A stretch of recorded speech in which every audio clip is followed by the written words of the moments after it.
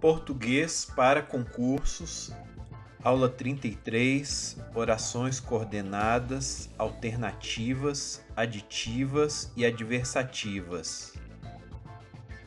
Orações coordenadas são orações que existem de forma independente uma da outra, ou seja, uma oração não exerce função sintática em relação à outra.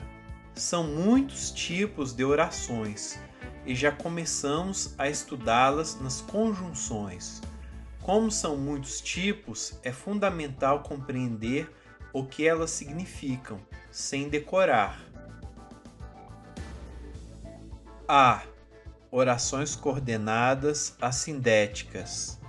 Não tem conjunção. Vim, vi, venci. Veja que temos 3 orações coordenadas assindéticas, sem conjunção. Note que podemos retirar qualquer uma das 3 e o restante continua fazendo sentido. Repare também que poderíamos escrever cada uma das 3 de forma separada. Vim, vi, venci. Nesse sentido, entendemos que não há uma relação sintática entre as orações. Uma não depende da outra. Há, sim, uma relação semântica, de forma que escrevê-las separadas uma da outra gera esse tipo de alteração.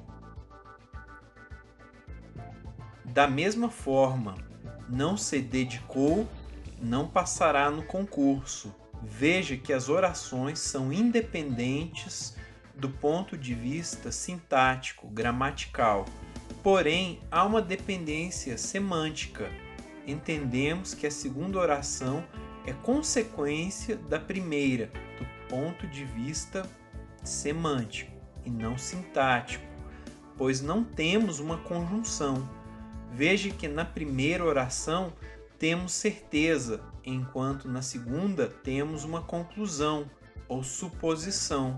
Assim, acabamos de aprender que as orações coordenadas são independentes do ponto de vista sintático, mas podem ser dependentes do ponto de vista semântico.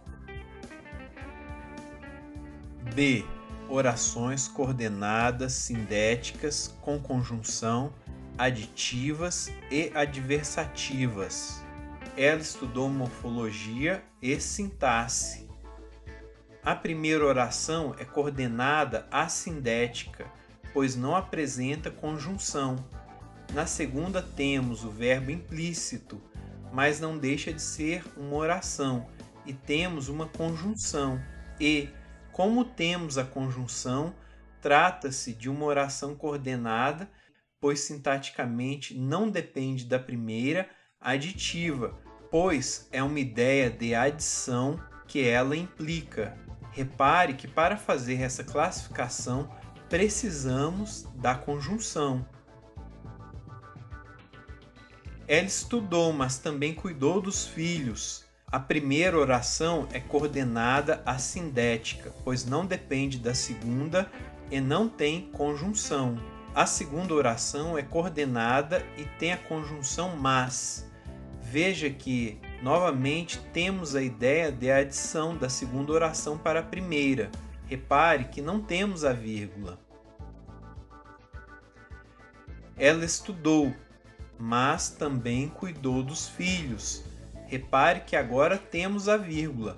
Essa vírgula acarreta uma diferença semântica entre esta oração e a primeira. Acontece que agora temos uma ideia de contradição, de forma que, ao invés de aditiva, agora temos uma oração adversativa. A segunda oração transmite a ideia de que é muito difícil cuidar dos filhos quando se estuda, uma contrariedade. Ela fez isso apesar daquilo. Já na primeira, há uma adição. Ela fez isso e aquilo. Acabamos de perceber que a pontuação é fundamental para o entendimento e interpretação de orações. Vamos ver a regra básica de pontuação pertinente a orações antes de continuar. Regras. 1. As orações coordenadas são separadas por vírgula. 2. Antes das conjunções e, ou e nem, o uso é facultativo. 3. A vírgula deverá ser omitida nos casos de ambiguidade, quando for oração coordenada sindética aditiva. Ela estudou morfologia e sintaxe, conforme a regra, vírgula facultativa. Vim, vi, venci, vírgulas obrigatórias. Ela estudou, mas também cuidou dos filhos. Aqui a vírgula vai depender do sentido. Se for ideia de adição, não pode ter vírgula, mas se for uma ideia de contrariedade, a vírgula é obrigatória. Ela reclama, mas não chora. Ela reclama, mas não chora. Veja que na primeira oração a ideia é de contrariedade. Significa que chorar é pior, já que se opõe a reclamar que reclamar. Aqui podemos entender que não é bom chorar. Já na segunda, o entendimento é completamente diferente. O interlocutor mostra estranheza pelo fato dela reclamar, mas não chorar, como se chorar fosse esperado, já que é uma ideia de adição. Então, sempre que tivermos a conjunção mas e tivermos vírgula, será uma oração adversativa? Não, porque, dependendo da semântica, poderá não ter ambiguidade. Nos exemplos que dei, tivemos dois significados, então a vírgula foi usada para esclarecer o que queria ser dito, mas, se não houver chance de ambiguidade, a vírgula será sempre obrigatória para a conjunção mas, conforme a regra que vimos. Os esforços não se perdem, mas se somam. Veja que aqui temos uma ideia de adição com a conjunção mas e com vírgula. Dessa forma, é fundamental buscar a semântica. Nessa última oração, não temos dúvida da semântica. Se removermos a vírgula, a oração ficará errada, pois, conforme a regra que vimos, é preciso de vírgula entre orações coordenadas.